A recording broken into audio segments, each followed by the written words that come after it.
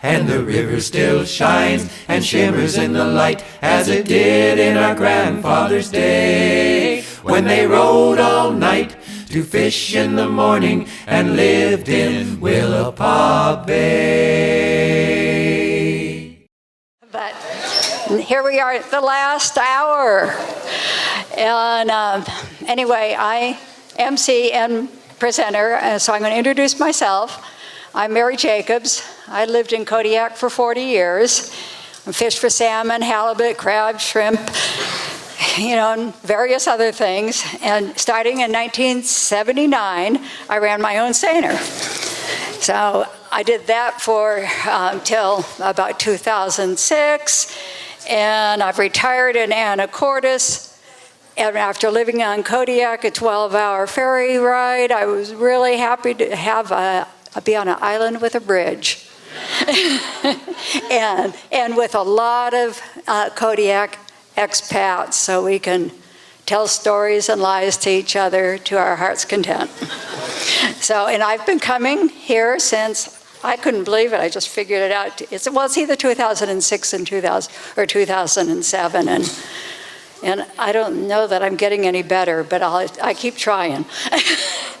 But anyway, this is my first year skipper. It's called Captain Bitch.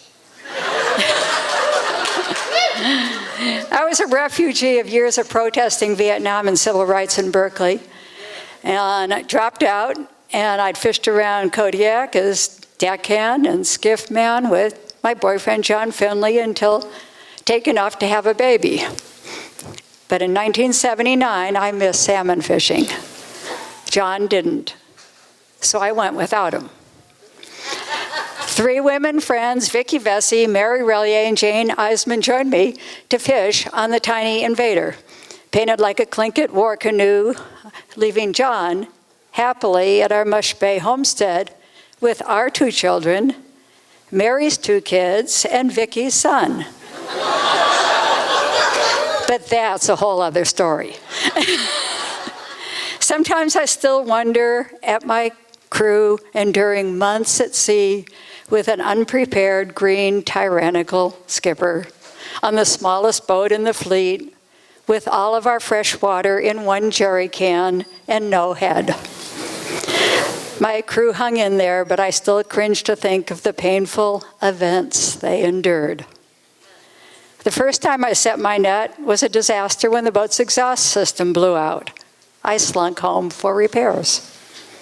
The next week, when I made my second set, a brisk current pushed my net into Floyd Anderson's set net, and I spent the day entangled and then repairing my net and hydraulics. I felt like a screw-up. 2 sets into my career, and both disasters. For this, I abandoned my kids. I'm a failure as a mother and as a fisherman. I couldn't look my crew in the eyes. Before tangling up in Floyd's net, expectations of my success amongst the salmon fleet were underwater. Afterward, everyone heard about my screw-ups, and I felt like a laughingstock. The next opening, patched up again, I approached Packer Spit, where several seiners were rafted together waiting turns. The boys' club requested that we make cinnamon rolls for them. I stared Vitrinoxes at them and found another place to fish. We finally caught our first salmon, and Jane and Mary laughed off our previous mishaps.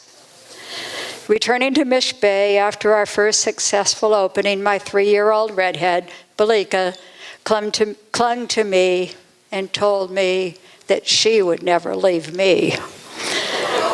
I tore myself away, promising to return often. As I drove the boat back to our fishing spot, I couldn't stop thinking about her sad eyes beseeching me. I was estranged from the fleet with no relatives and few friends on the fishing grounds. I was lonely and homesick, but determined, and I became obsessed with catching salmon. In doing so, I pushed my crew as John, my role model, had done to me. I bitched, I hurried, I nagged, I complained. I yelled at Mary, "Scoochie the net, the fish are running. We got to get the net back in the water. Do you have to make perfect diamonds every time?" Mary scowled, her sharp chin set in determination. "Remember the net mending contest where I beat all the guys on B-float?" she said. I groaned, grimaced, and tapped my foot while she finished sewing. We worked the long summer days from daylight to dusk. On closure days, I searched for new places to fish. I explored the shorelines of Kodiak and Afognak, looking for jumpers and noting currents. I tuned into the marine forecast and determined where it would be safe to set my net. I noted tender reports, so I knew where fish were showing up, and I made the crew drive all night to get there. The pressure to succeed brought out the worst in me. One time, Vicki was sailing alongside the invader, towing her end of the net to close the circle around our catch. She looked up at me, her ball cap shading her high forehead and her azure eyes. She gave me this dazzling Cheshire cat grin, pointed at the water, motioned that she had seen jumpers in the net. Well, I knew we had fish in the net, but I feared complacency would cause us to lose them, so I barked, "Stop smiling." She laughed in defiance. I seized at her insubordination.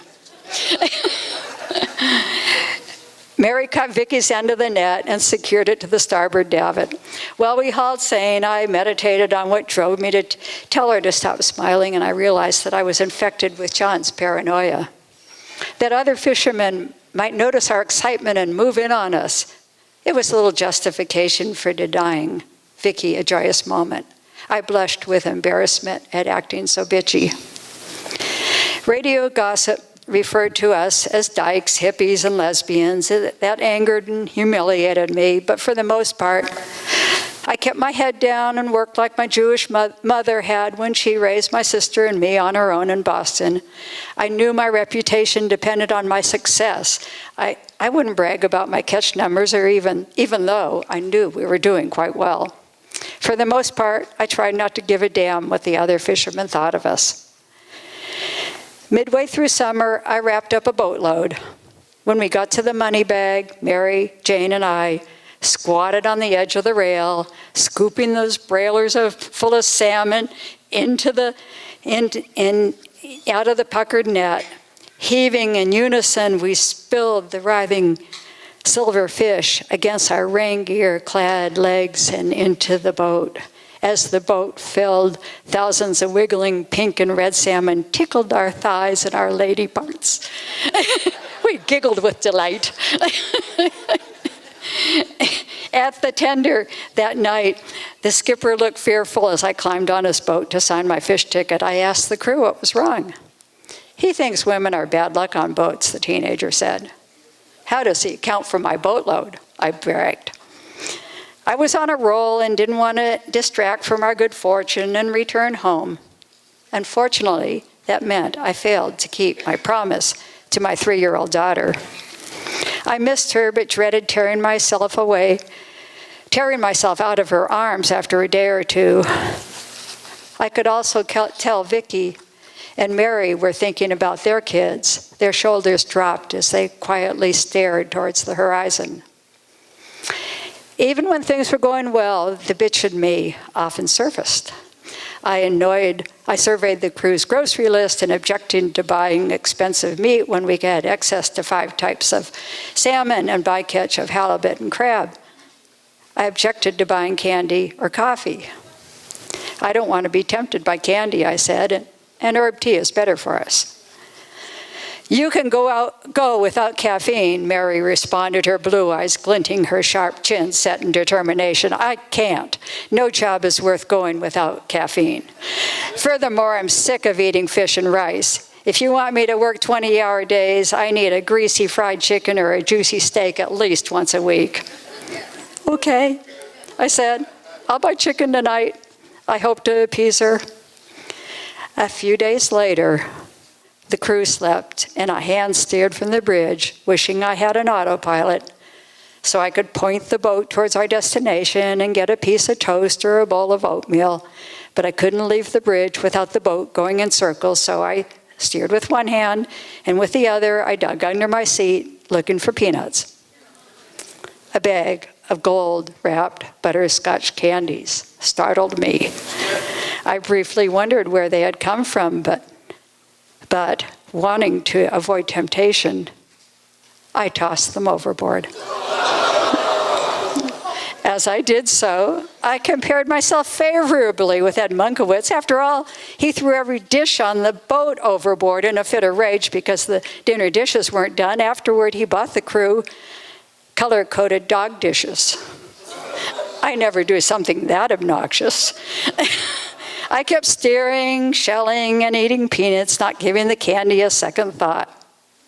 Then Jane scrounged under my seat. "Where's my candy?" I threw them overboard. Jane stared at me, an impending squall visible in her eyes. "They're my favorite," she sobbed. "My mom sent them." My cheeks burned. I did not know what to say. I knew I screwed up. She distanced herself from me as far as one could on a 30-foot boat, collapsing on the seine pit and shivering like a landed halibut. I felt like shit. "I'm sorry," I yelled, my squeaky voice sounding like the squawking of a seagull. Vicky climbed out of the skiff and joined me on the bridge. "What happened?" she asked. I confessed my transgression. Vicky shook her head.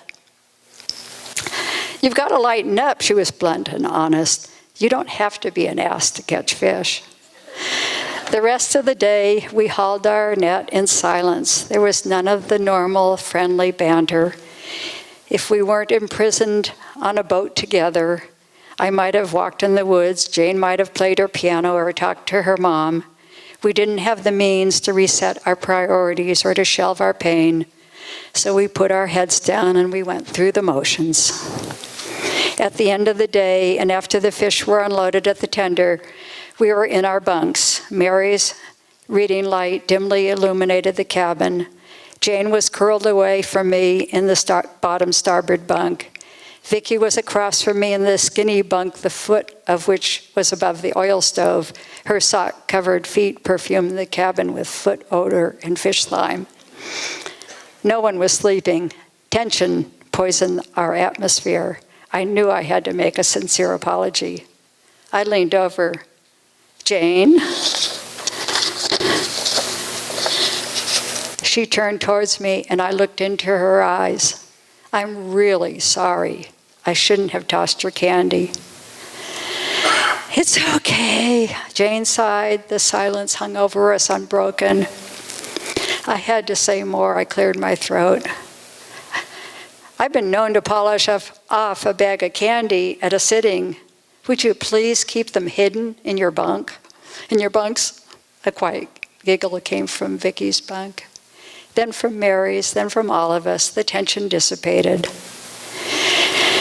After the incident with the candy, I struggled to reestablish harmony. It's my nature to be bitchy, but I bit my tongue more frequently. Most days we set the net, restacked it, and loaded our fish aboard as comrades. We shared cabin chores and prided ourselves in our efficiency.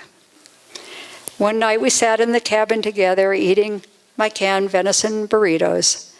"I've got to get over thinking I have to push you guys," I said. Even though John was often fair, he was constantly pushing us and urging us to go faster. He seemed to think he could prod his crew to work harder by calling us names. He even called me a cunt. Vicky nodded. "He called you that?" Jane exclaimed. "Quite a few times," I said. "Even if it made me hurry, it always stung." I worked briefly for a guy who harassed and berated his crew, Vicky said, while washing our plates in a pan of water on the oil stove. Hated it. And it's so nice not to be the maid on a guy's boat. Men expect the women to do all the cooking and dishes. I love the way we share chores.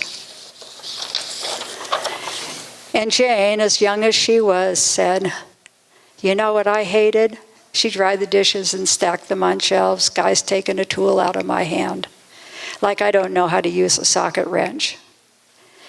Mary hung her sweatshirt up above the stove, clipping the damp sleeves to a line. I've never had a problem with sticking up for my rights. I wouldn't let anyone talk to me like that, she said. But then again, I'm divorced. And she collapsed, exhausted, into her bunk. "I sure appreciate you guys," I said, pulling off my boots. "You work your hearts out on your own." I filled up the water kettle and put it on the stove, then crawled into my bunk. I fell asleep to the gentle and comforting snores of my crewwomen. I learned a lot of hard lessons that summer, a lot of what not to do's, where not to set, but mostly how to control the captain bitch in me.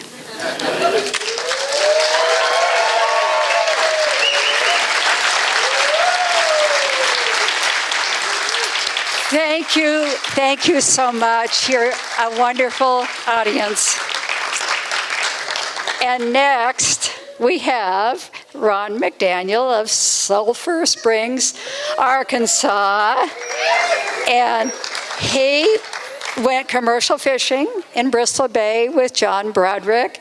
And John said, hiring Ron was like losing two good men.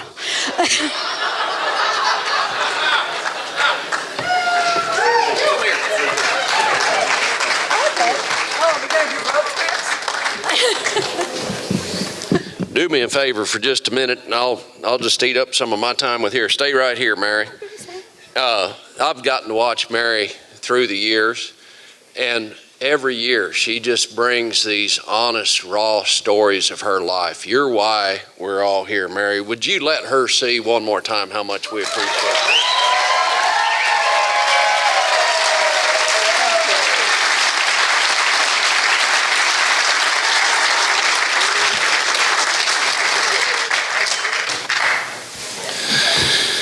You might see a couple of more hats here this year. Now, they might be shaped a little different. Cowboys don't always shape their hats the same way. It kind of shows what part of the country we might be from. And I've got some friends here. A couple of really good horse vets are here tonight. They came last year for the first time, and got a couple of friends that are really good cowboys that are here. So I've been coming for 17 years, and thank you. And now we've got, if you throw those two horse vets in, we got 4 cowboys that have come. And I did some math. I'm not real smart, but I just need to warn you, if you don't do something about that, in 170 years, they're going to take over this. Just wanted to give you the heads up. You better work on it now. I'm always flattered, when you clap when I come up here, and I always change things the second year. I'm really humbled that some of you even remember who I am, and then some of you remember maybe a poem or a piece I did, and so I'll run into you during the day, and you'll be like, "Oh, are you going to do such and such?" And I'm so touched by that, I change everything I'm going to do at the last minute. So I may have to read one or two, and I usually memorize them, and I'm not trying to show off, by memorizing, but being from Arkansas, memorizing them is easier than reading.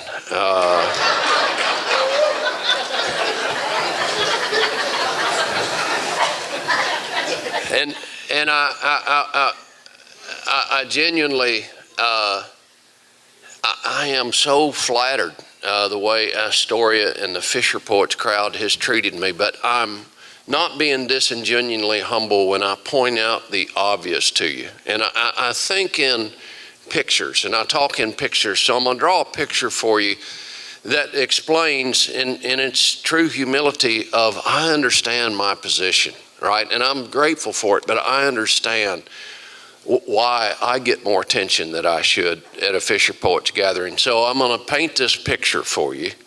How many of you have ever been to a state or county fair? No. Okay, so that's most everybody in the house, right? Even if you're a fisherman. And if you remember that trip, you can walk down through the livestock barns and you're going to see the best breeding stock in the entire county or the state, right? The very best there is of the cows and bulls in there. But what do we all pay $5 to go see? The five-legged cow, right? That nobody would breed to, but she's such a freak and so different, we're impressed.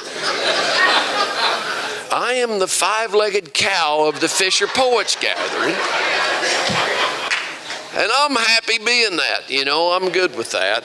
But some of you maybe saw me last night. This is the only thing I'll do over. I had some friends that were coming that didn't, and they said, boy, we like that poem. A lot of my poems are silly and not that deep. But this one had some special meaning to me, and so I'm going to do this for you tonight. I don't need to explain anymore. The meaning will come to you. Adrift and floating, washed up on the shore. Most folks have no idea what this was once used for. But to the fisherman, it's clear what washed in from the brine.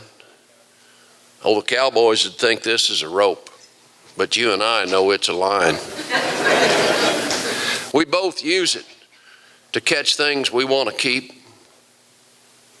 Like cowboys, they catch wild cows and you pull up your bounty from the deep.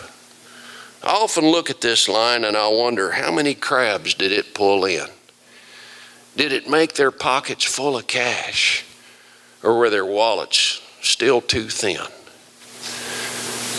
Well, this line's been used for roping cows, pulling up big pots, for lashing down our gear and tying things in knots. But the line you use to do your job, it can be the one to kill you. The rope we use to catch a cow, it can be the one to spill you. Now, there's no guarantee of always catching something in your loop. Some days we're eating ribeye, but most days we're slurping soup. There's a connection between us when we hold it in their hand, and you're out there on the ocean and I'm back here on dry land. Now, most folks, they'd say that we're different. In some ways, I think we are. But the distance in between us, it's really not that far. I don't think it really matters whether you call it a rope or a line. For you've been blessed to live the life you live as I've been blessed to live mine. So to most folks, this is just an old crab line that washed up on the shore. But to an aging cowboy, it's come to mean a lot more. Well, you can see it's been used a lot. Well, it's obvious that it's fraying. But it reminds me of fishermen, always sticking and always staying. Thank you.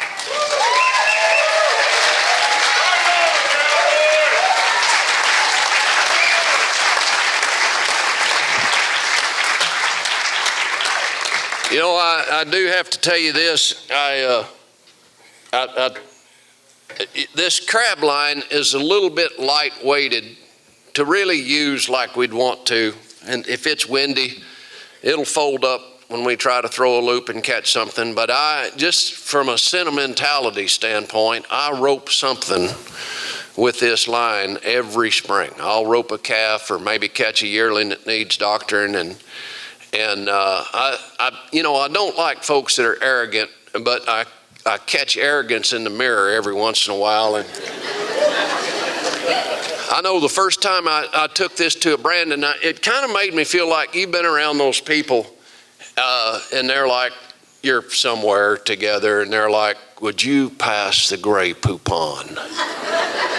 You know, and I'll be like, you want the mustard? And they're like, no, I'd like the European condiment, please. And you just want to whack them with the Grey Poupon. But I felt myself being that guy when I went to the branding pen that first year, and I tied a knot in it, as you can see, put me a Honda in there, and I shake myself a loop down, and those guys say, "Hey, what kind of rope's that you got there?" And I'm like, "It's not a rope, it's a line."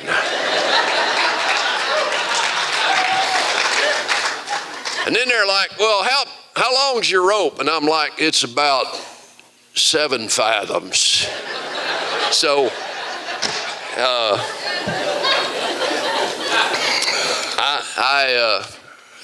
that crab line means a lot to me because it reminds me of the fishermen. I'll do 2 more real quick for you, and this one's a short one. Gathering cattle, driving in Montana, teaching my son to cowboy, putting out bulls, working my dogs, things I like doing, where cell phones never ring. The Southwest City Cafe, my son's deer stand, the cowboy shack at Adams Cattle Company, my house, places I like being, where cell phones never ring. End of the day conversations with Nancy, cookouts with friends, reading a book, or unsaddling a horse. Things that help me relax, where cell phones never ring. The Mount Zion Country Church, Opal Leonard's living room where we cast our votes on election day, small cemeteries and pastures, places my community gather, where cell phones never ring.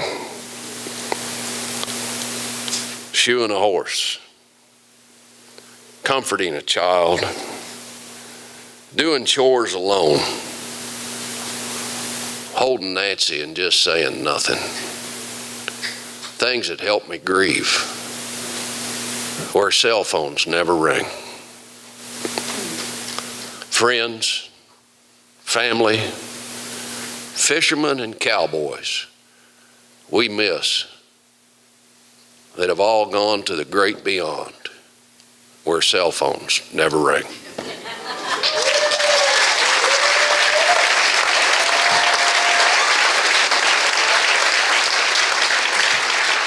Thank you.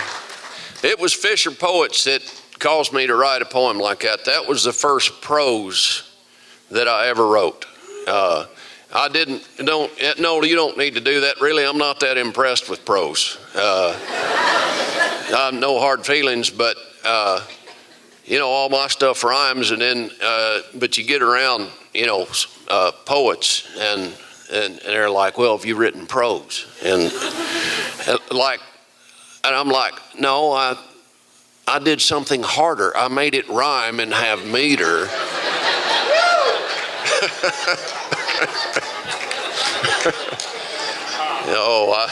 I make friends everywhere I go, you see, so. I'm gonna get this last one done and get off. I kind of look for poetry that you could connect with, and I think you'll connect with this next one, and then I'll get out of the way. Palpation is a word that most folks don't toss around. It's something we don't speak of as if by an oath we're bound. It started when the doctor said, "Turn your head and cough." I was lined up with the football team like cows along the trough. And since that day so long ago, I get checked once each year. You think I'd be used to it by now, but I'm still filled with dread and fear.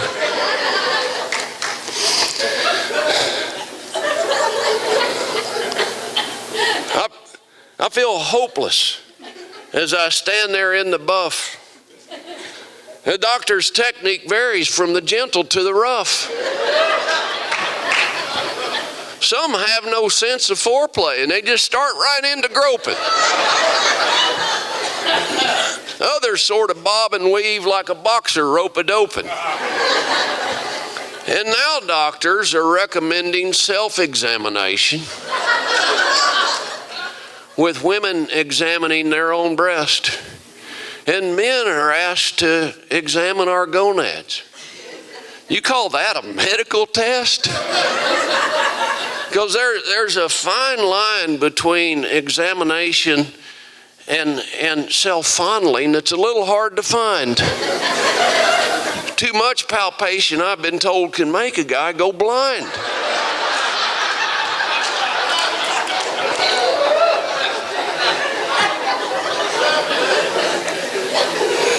And now as I've gotten older, they've added to my humiliation.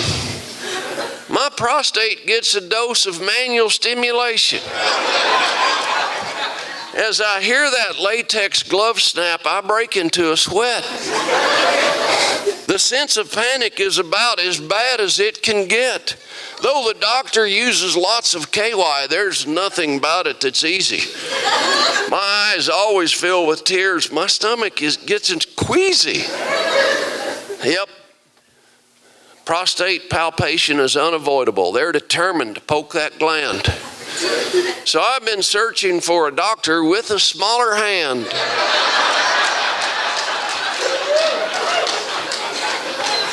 Last week I was commenting to my veterinarian about this awful randy occasion when a guy like me submits himself to a oral rectal invasion. He said, "Oh, you should stop your belly aching. You should quit that right now. You should just be glad that you're not a cow."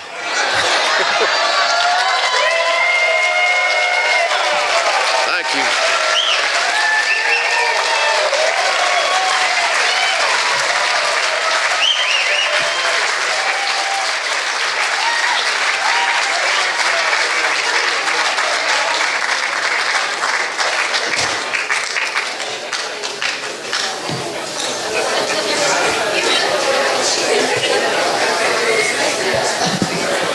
Okay, gosh, isn't he a treat? God, love that guy. Anyway, we've got one final group here. It is the Beerman Creek Band from Astoria. They need a little time to set up. They need more mics. And so while they're doing that, I'm going to remind you of the poetry contest. And no more than 30 seconds long. Include the words full moon. First and last lines are the same and different. And include 3 Bodie prepositions, locator words, abeam, astern, aboard, aft, to starboard, to port. Things like that. Good luck. Okay, so I'll get off the stage here and say goodnight, and so the Beerman band can just keep playing. All right, Joseph, what do you think? Thanks to our sound man. All right, the Beerman Creek String Band from the early 70s. I was still in high school then, or junior high or whatever, but they all started down in the seaside area where Beerman Creek is. Knox still lives there on Beerman Creek. And Knox enters the food chain quite often because he goes surfing a lot. And Crabbo has entered the food chain. The food chain. That's it. Yeah. I've been digested. He's been digested. Recycled. He was a midwater trawler as well. Trawler. For the dollar. For the dollar. And I worked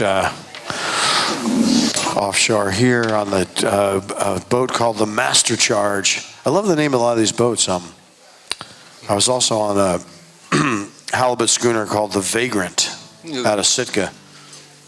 It was an old wooden 90-foot tugboat that they turned into a halibut schooner. And we fished with 10,000 hooks. Whoa. Man, you got to watch out. Spool gear it was, it was modern at the time.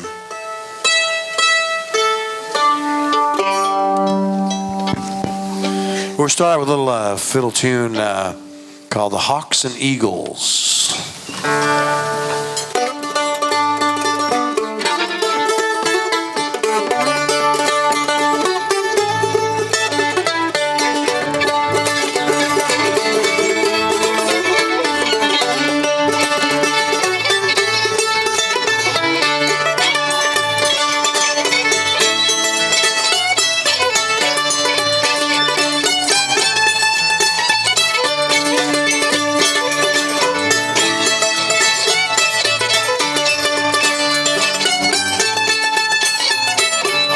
Down south, see the hawks and eagles. Throw a little bread, make those seagulls fly. I'm going down south, see the hawks and eagles. Throw a little bread, make those seagulls fly. I'm going down south, see the hawks and eagles. Throw a little bread and make those seagulls fly. I'm going down south, see the hawks and eagles. Throw a little bread and make the seagulls fly.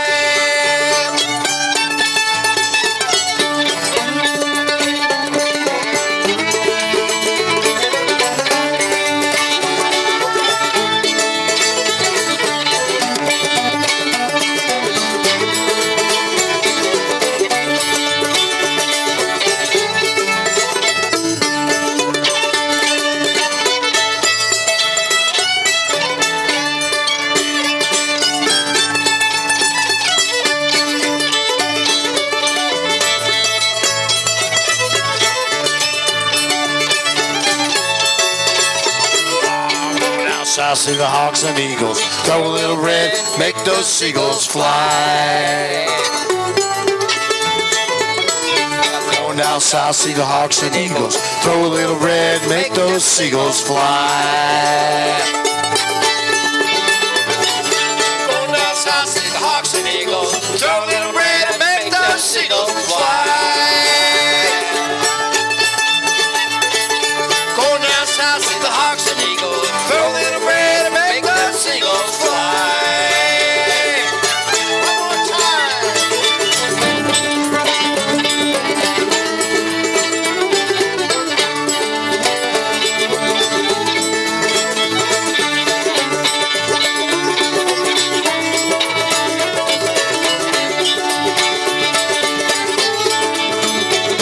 I'm going down south, see the hawks and eagles. Throw a little bread and make those seagulls fly. Going down south, see the hawks and eagles. Throw a little bread and make those seagulls fly.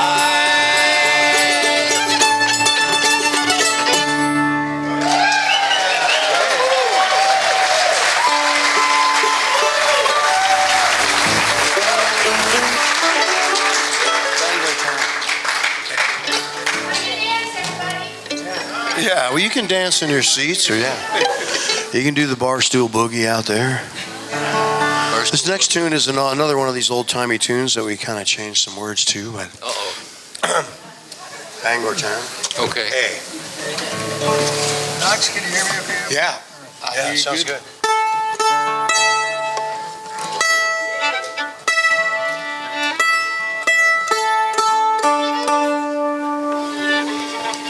This old mandolin was built for me by my buddy back in 1984. He salvaged some wood from a dock in Tacoma. It's Alaska yellow cedar here. So it's got a story to tell for sure.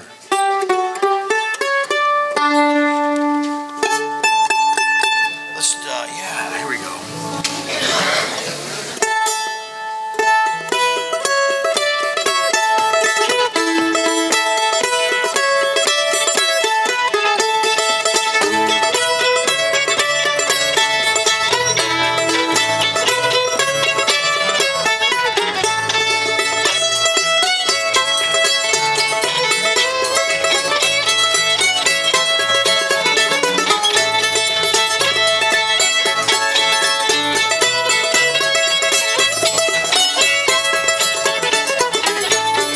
Astoria town's burning down, goodbye, goodbye. Astoria town, she's burning down, goodbye, Liza Jane.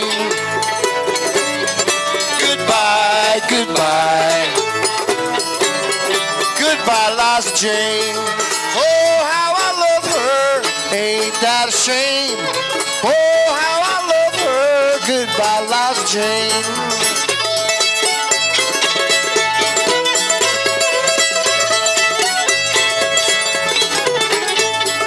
When I'm dead, you can bury my meat. Goodbye, goodbye. Send little eyes in my hands and my feet. Goodbye, Liza Jane. Goodbye, goodbye. Goodbye, Liza Jane.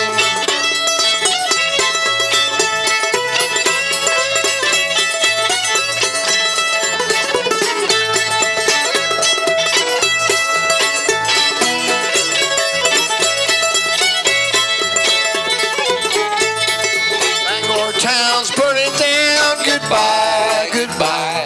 Bangor town's burning down. Goodbye, Liza Jane. Goodbye, goodbye. Goodbye, Liza Jane.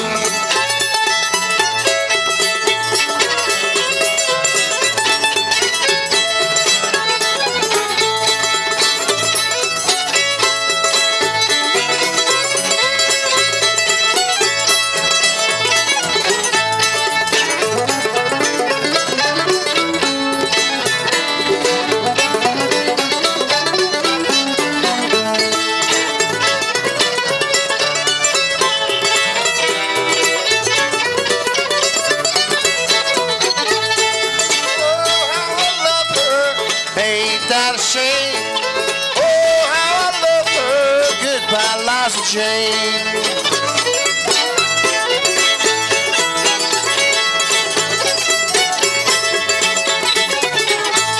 Astoria town, she's burning down. Goodbye, goodbye. Astoria town, she's burning down. Goodbye, Bumblebee.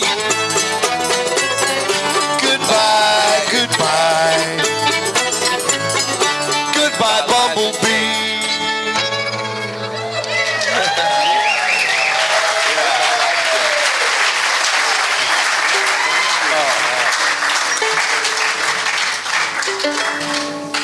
Remember when they used to build boats here? Lots of them.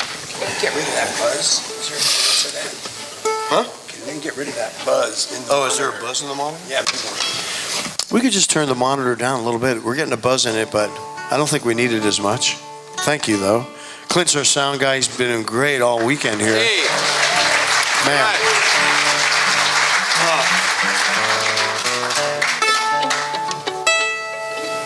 Want to do?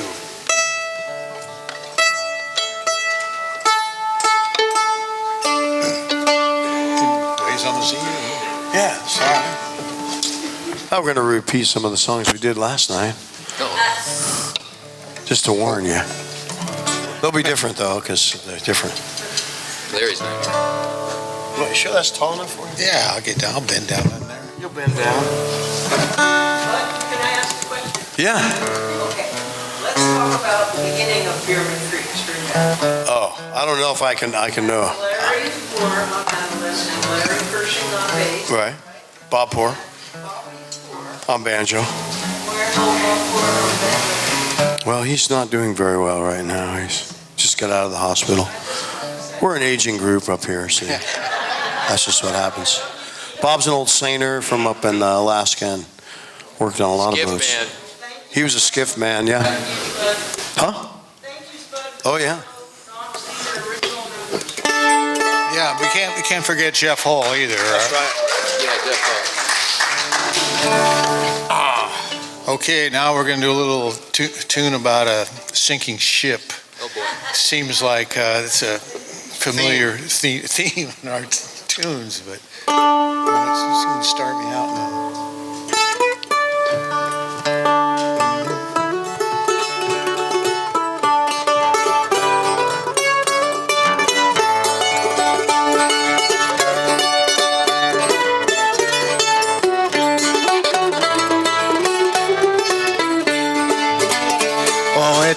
9 times around, said the captain of the ship. It's 9 times around, said he. Oh, it's 9 times around, we are sinking in the deep, while the landlord lies dreaming down below. Oh, the waves on the sea, how they roll, and the cold, chilly winds, how they blow. Why, tonight us poor sailors are sinking in the deep, while the landlord lies sleeping down below. Well, next on the deck was the captain of the ship. A fine-looking fellow was he. He has a wife in old New Mexico, and tonight he is looking for she. Oh, the waves on the sea, how they roll, and the cold, chilly winds, how they blow. Why, tonight us poor sailors are sinking in the deep, while the landlord lies dreaming down below. Let's go down one.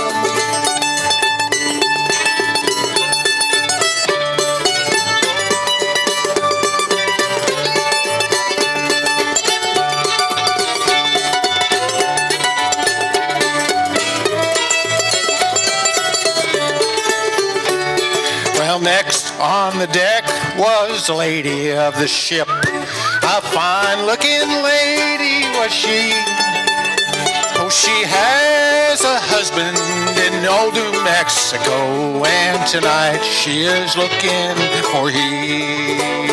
Oh, the waves on the sea, how they roll, and the cold, chilly winds, how they blow.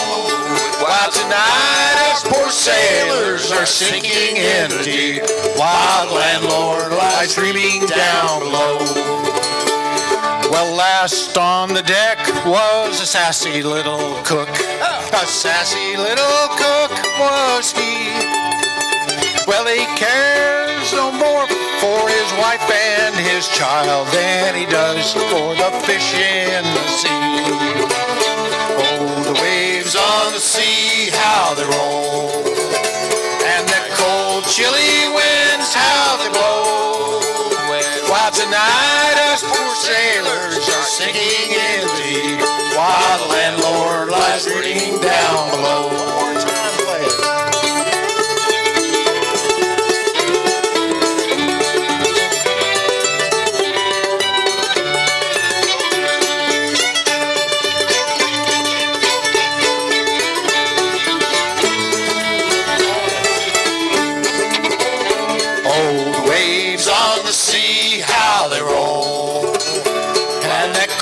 Chilly winds, how they blow. While tonight us poor sailors are sinking in the deep, while the landlord lies sleeping down below. The landlord lies sleeping down below.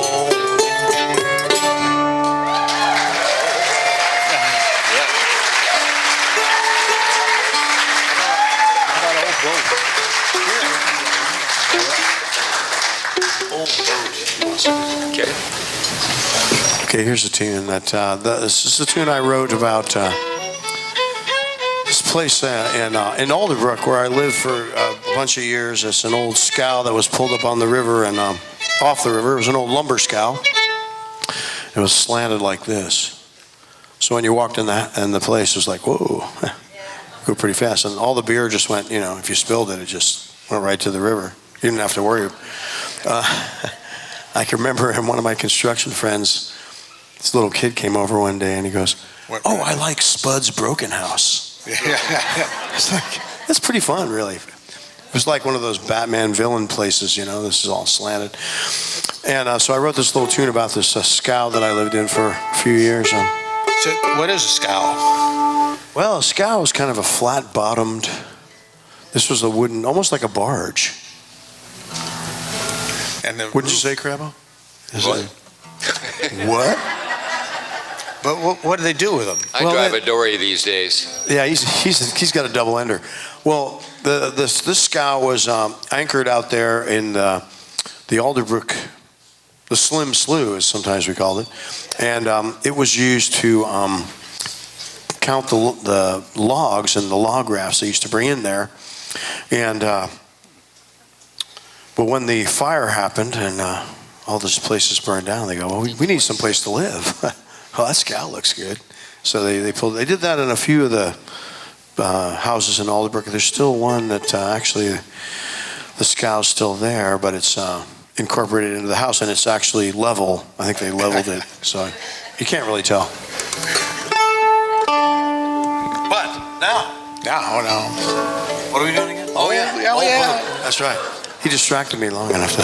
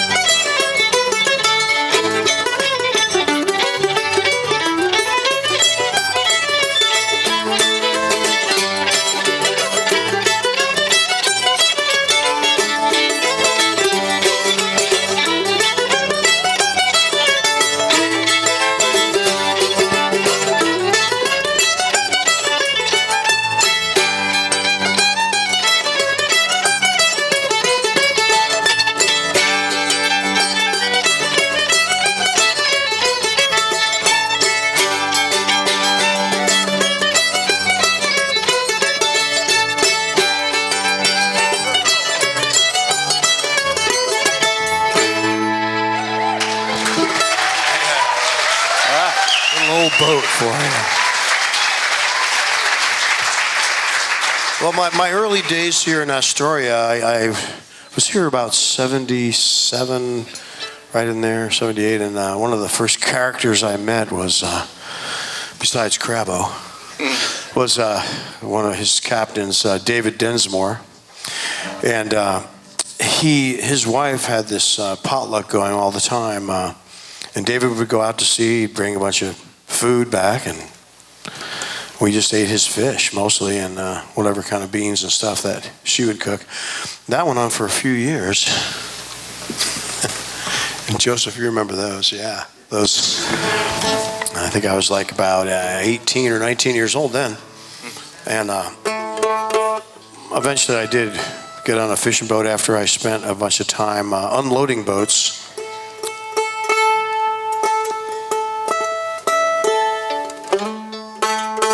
Okay, we're going to do washboard. Washboard? Yeah, get your washboard out. Dennis is sitting in tonight. Our normal percussionist, Becca Rubens, is herniated. So luckily Dennis happened to be here, and he asked if he could sit in with Becca, you know, because he plays triangle too, and I was like, yeah, you know, and then pretty soon I was like, hey, can you play the whole thing? That's great. Dennis. I can't pronounce your last name. Don't even try it. Don't even try. I can't pronounce his last name, so I won't even try.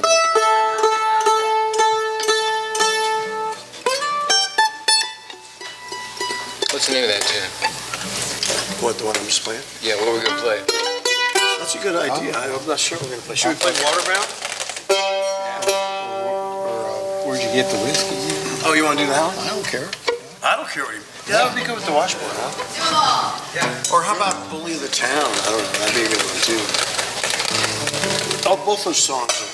If any requests out there, we can do it. Free bird, okay. If you want to be a bird... Anybody here from Rockingham, North Carolina? No, probably not. How about Bellingham? That's Bellingham, Washington.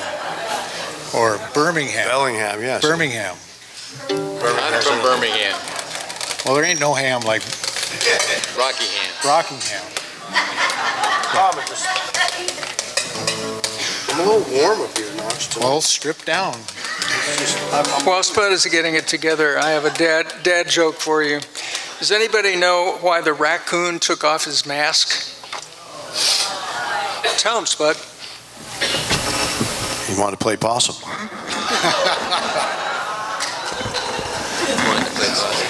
I think he's the only dad in the group, so he gets to give the punchline. I just want to turn this thing a different way. All right. Can you do this? We can do this. I got my name Spud from being in the band called the Famous Potatoes. And I was the youngest kid in the band, and my oldest brother, he was the dictator. And I learned this tune from him.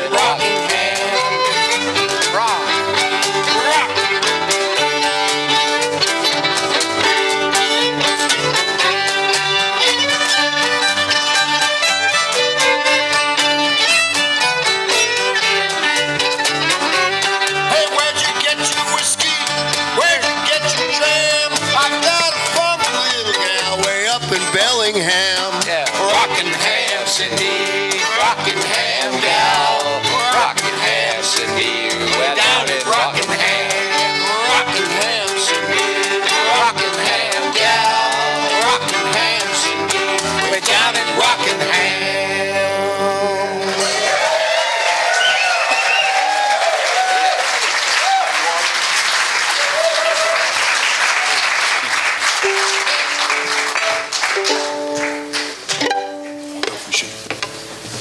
Should we sing a? You have a request? What?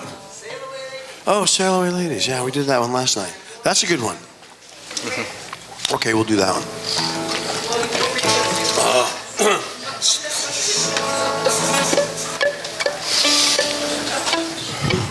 We're not going to work Clint too late tonight. He's had. Yeah, feel free to leave if you want. We're just playing.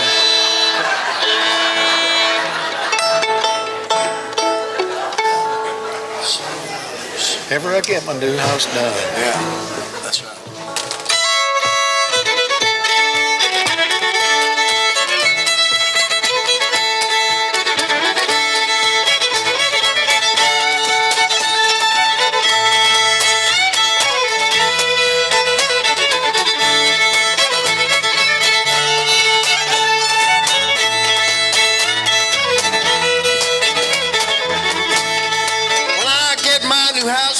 Sail away, ladies, sail away. Give the old one to my son. Sail away, ladies, sail away. Don't you rock out in Idaho. Don't you rock out in Idaho. Don't you rock out in Idaho. Don't you rock out in Idaho.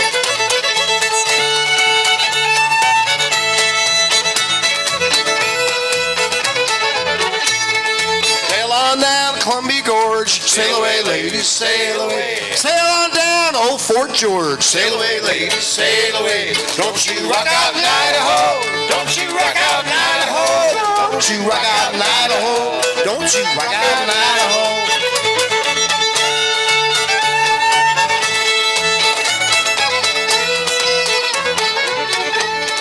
Come on, ladies, sail with me. Sail away, ladies, sail away. And we'll sail on around to Tennessee. Sail away, ladies, sail away. Don't you rock out in Idaho.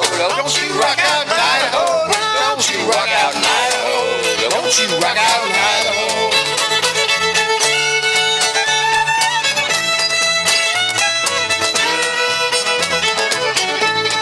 Chew my tobacco and I spit my juice. Sail away, ladies, sail away. I love my own daughter, but it ain't no use. Sail away, ladies, sail away. Don't you rock out in Idaho. Don't you rock out in Idaho. Don't you rock out in Idaho. Don't you rock out in Idaho.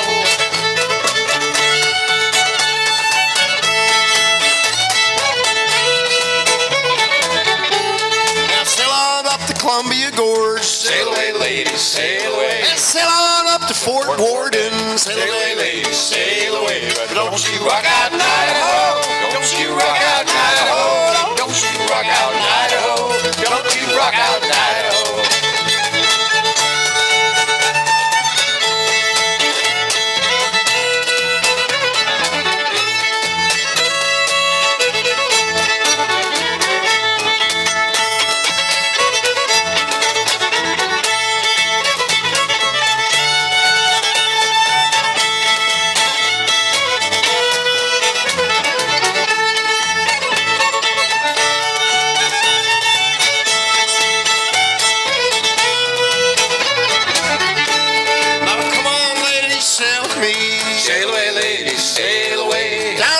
Drive a man insane. Sail away, ladies, sail away. Don't you rock out in Idaho. Don't you rock out in Idaho. Don't you rock out in Idaho. Don't you rock out in Idaho.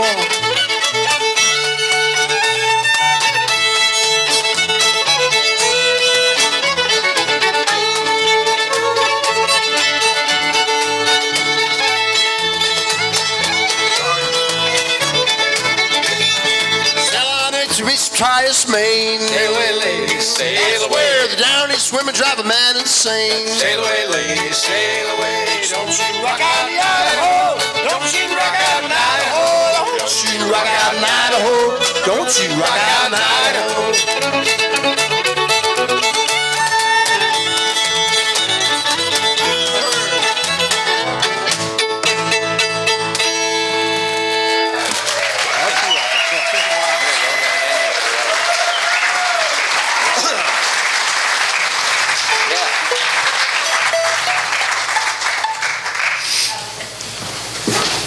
Does anybody want to hear the old Greenland whale fishery tune? Yeah! You've heard that before, right? Maybe not. Keep it quiet. Key of D. Key of D. Yeah. Key of what? D. This is where the whale gets away, right? Yes. It's a happy story for the whale, but it's not for the fishermen.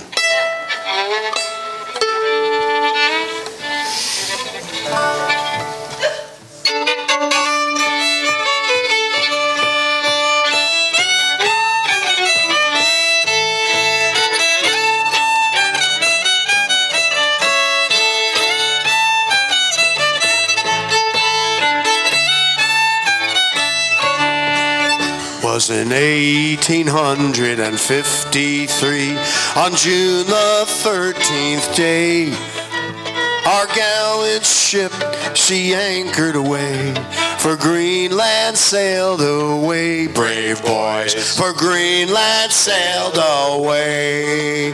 Now Betts, he was our captain's name, on the ship called the Lion so bold.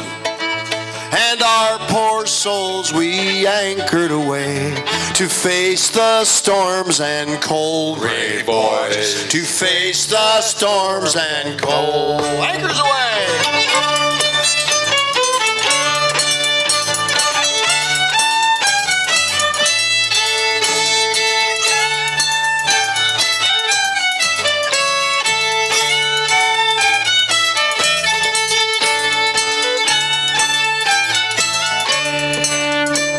The lookout on the cross tree stood with a spyglass in his hand.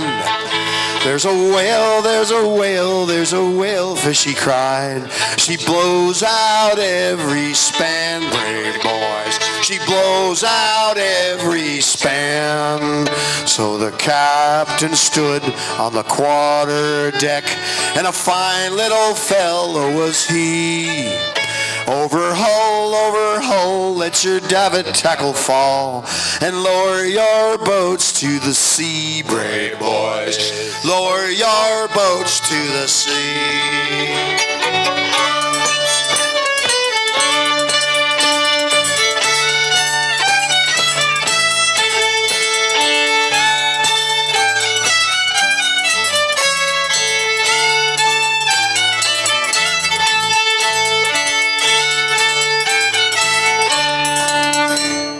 Struck that whale and the line paid out. The whale made a blunder with her tail. The boat capsized and 4 men were drowned. We never got that whale, brave boys. We never got that whale. To lose that whale, the captain said, it grieves my heart full soul. But to lose 4 of my gallant crew, it grieves me 10 times more, brave boys. It grieves me 10 times more.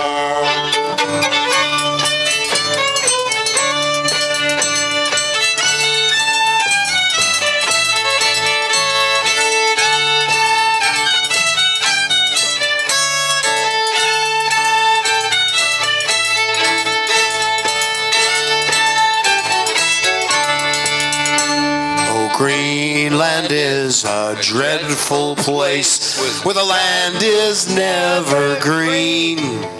Where there's ice and snow, the whale fishes blow, and daylight seldom seen, brave boys. Daylight seldom seen.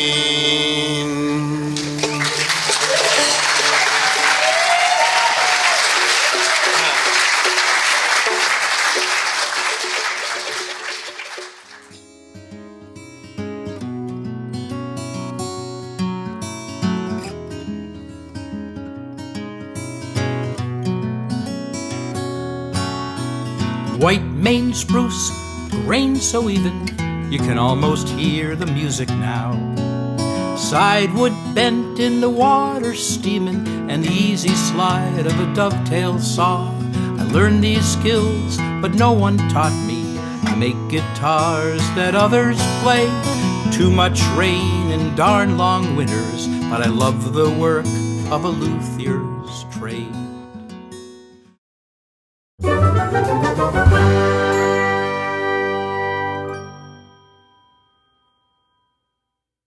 We're here at the FisherPoets Gathering today, and I'm talking with Britt, who's a second-time attendee. Britt, where'd you come in from for the gathering? I'm from Woodburn, Oregon. How many times have you come for the FisherPoets Gathering? This is my second year attending. So you like it, so you thought it was worth a repeat performance. Do you see making this an annual event? Definitely, yeah. Love the community here and the small town event kind of thing. It's very cool. So what was your favorite part so far? Not Able Brewing Company. Astoria Brewing Company. They put on a really good show last night, and I think I'll be back there today for round 2 of some storytelling. Super, Britt. Thank you so much for your time today. Thank